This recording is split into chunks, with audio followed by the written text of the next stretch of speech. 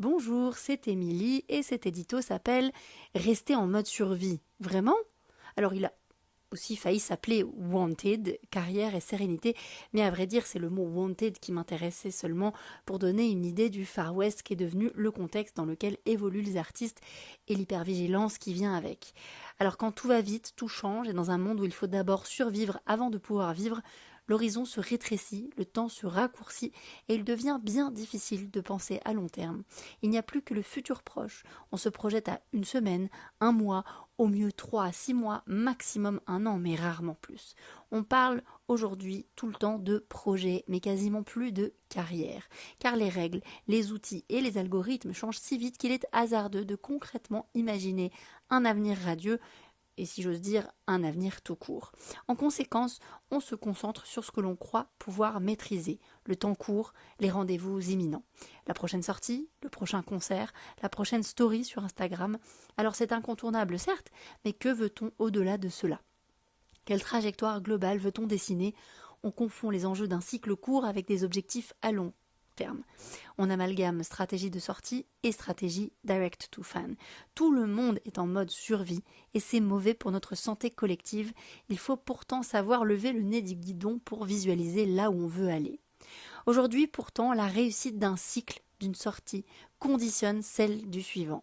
Le schéma se répète à l'infini. Sortir quelque chose pour, entre guillemets, avoir de l'actu, accumuler du volume, likes, streams, vues, etc. Communiquer ses résultats aux pros afin de les rassurer pour qu'ils restent dans l'aventure et puis repartir pour un tour. Or, les effets délétères de cet éternel mais infernal recommencement sont nombreux. On reste enfermé dans une logique de cycle dont le seul objectif est de vendre, ce qui crée une relation transactionnelle, verticale et à sens unique où l'artiste reste seul sur un piédestal. Le temps, l'argent et les efforts déployés en stratégie n'ont pour but que de créer des fans d'un résultat, un enregistrement, un clip, un concert, mais sans jamais approfondir la conversation au-delà d'un avis binaire sans suite ni contexte. J'aime, je n'aime pas. La pression du chiffre est si forte que la plupart des artistes perdent de vue l'essentiel, nouer une relation solide avec leur public. Et c'est bien dommage puisque mettre en place une vraie stratégie direct to fan, bien faite et sincèrement portée par l'artiste, permet justement de s'affranchir d'une logique de cycle pour se projeter au long cours. Alors l'objectif n'est plus de vendre, mais plutôt d'établir une connexion humaine forte et horizontale avec chaque fan. Alors c'est peut-être pas très scalable, mais c'est beaucoup plus enrichissant personnellement.